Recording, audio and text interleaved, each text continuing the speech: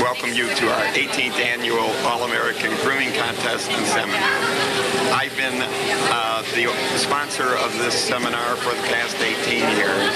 I have a grooming shop of my own for the past 24 years. I've been grooming almost 30 years now. I'm a judge and lecturer also. I want to tell you a little bit about how the contest got started. It started in a small field house that was supposed to be air conditioned. It happened not to be. It was 103 degrees outside. The groomers were tense and warm, and we had it all in one day. It started in the morning at 7 a.m. We finished at 9 p.m. that night. The heat was extreme. The groomers were... It turned out that I decided after that show, and all the people were coming up to me and saying that this is really good, you better have it again. And here we stand now, number 18. I hope you enjoy it. I think you will. Mr. Jerry Schinberg.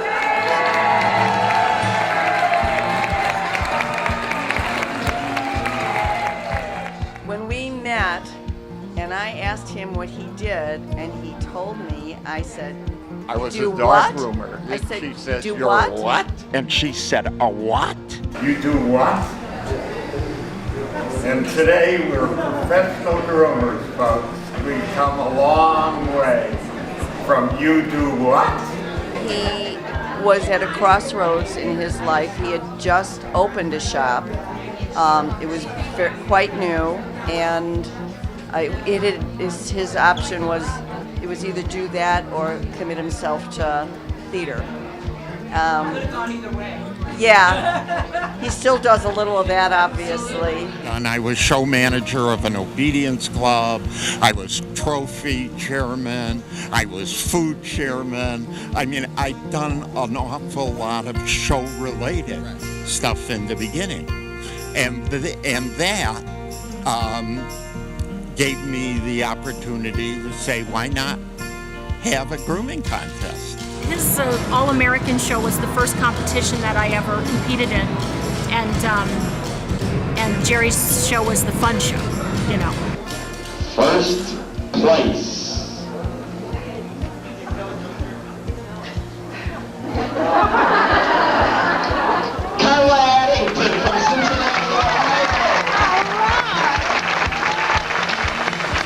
And the contestants, 2 weeks before the show, I didn't have any entries. And I'm saying...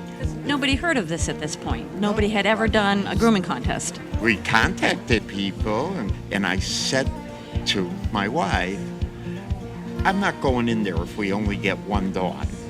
I'm not going to say, and the winner is... He would draw you in, and he was always very helpful. I don't know if you can see the top. So we wound up with 50 dogs in the contest, and 50 dogs. It was amazing. The thing that stands out in my mind about Jerry is, number one, his childlike quality for fun and shenanigans. You know why I went into this business? You know why? There's so many ladies in it, I can't believe it. What a lovely thing for me.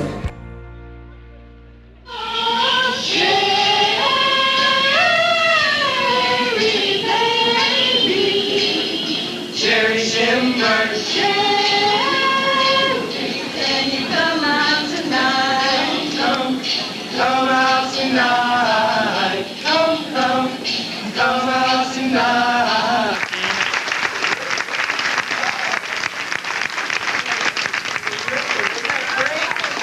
You'd work your butt off all day long with competing, and then there was no end to the madness in the evenings.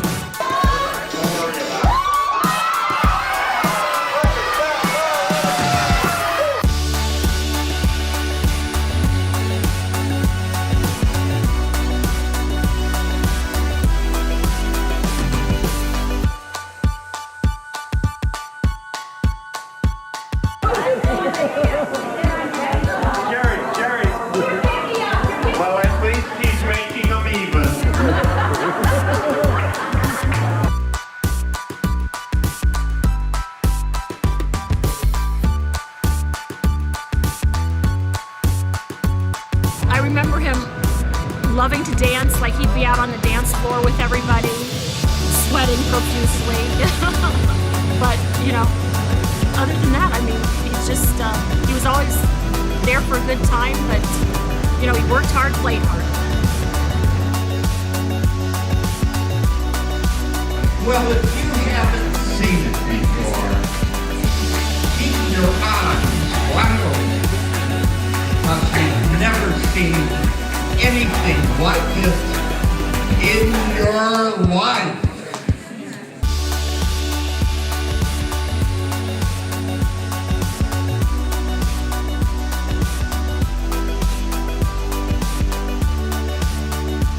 It is so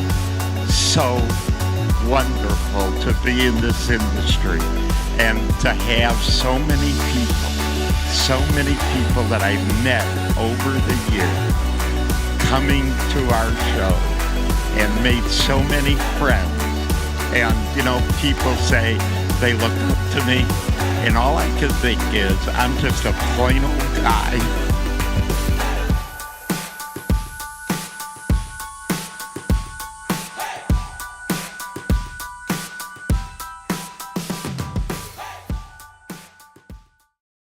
Okay, how many people, again, want to hear that tired and old story about how Jerry Schinberg created creative styling and how it came to be today?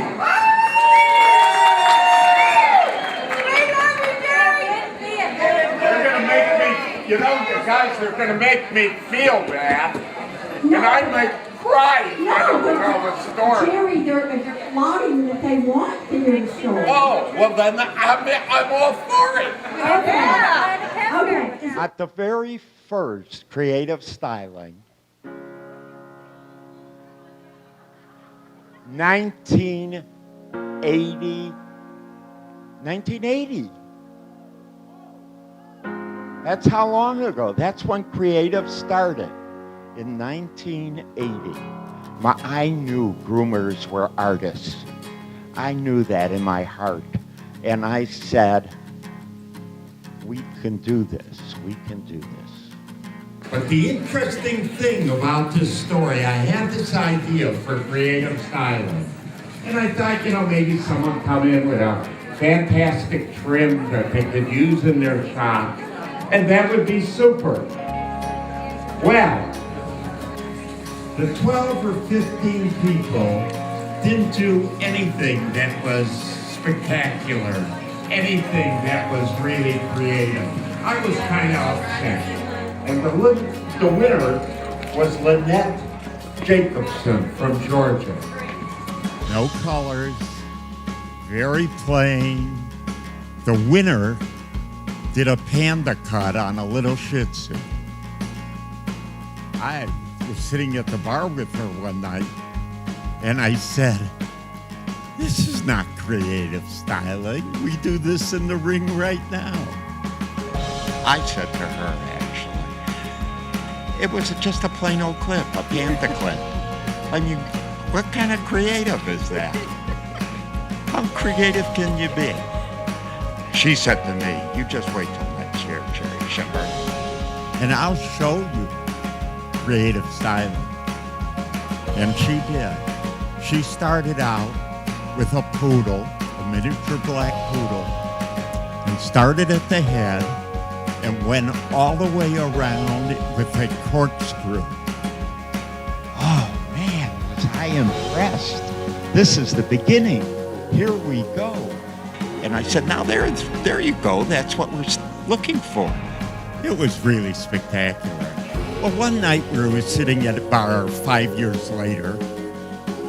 We were in the bar again. Not that I drink, I'm really a teetotaler. And we're sitting in the bar and she says to me, Jerry, You know, that trim was named after you. And I said, what do you mean the clip was named after me? do you know what the name of that clip was? And I said, no, what did you call it? She said, Jerry, it was called Screw You. Jerry Schinberg. And that's how creative styling got started.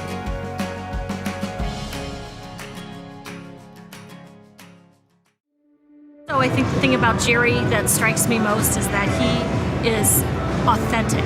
Like there's no one else like him that I've ever come across in my life. And that was who Jerry Schinberg was. He always made you feel at ease, happy. He was a genuine love, and I'll miss him dearly. Well, what do you think, folks? I mean, there's been an awful lot of memorable things over the years. I mean, there's been the flood and the parties that we threw. Oh my goodness. Well, you know, you gotta have a great woman to help, you know, and she's been terrific. And they prop me up and they make me talk on the microphone, and they don't really know the background. And the background is Sally Schinberg. She's the crux of the show, you know. When people die, they do memorials.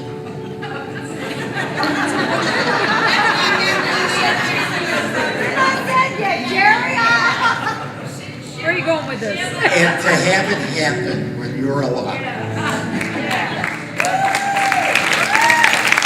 Just an authentic, caring individual. Miss him a lot. Yeah. It means an awful lot when you come into an industry and you start new things.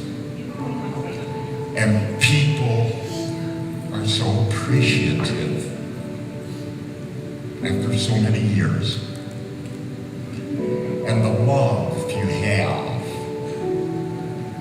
that they show you.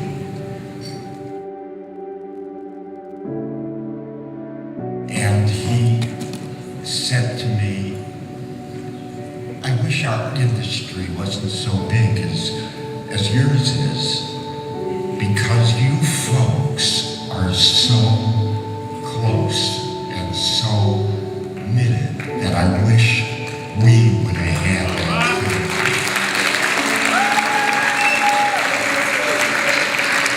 And I know there's an awful lot of disagreements sometimes.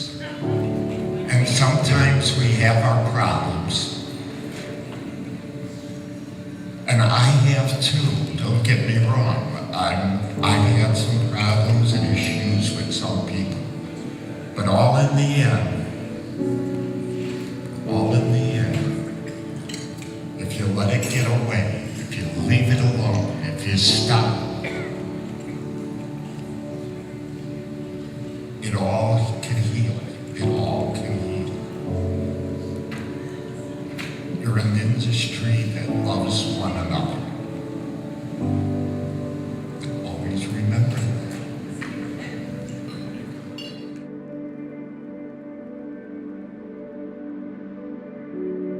You say I've done a lot for you. But what you've done for me,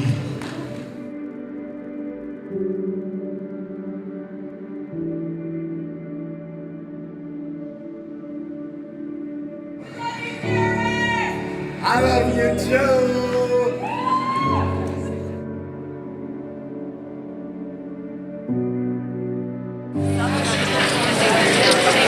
I've had a lot of fun this weekend. I hope you've enjoyed it. As you've seen, we've had a lot of interesting things going on. We've had seminars and parties, and for those of you that were here, thanks for coming. For those of you that weren't here, you really missed something.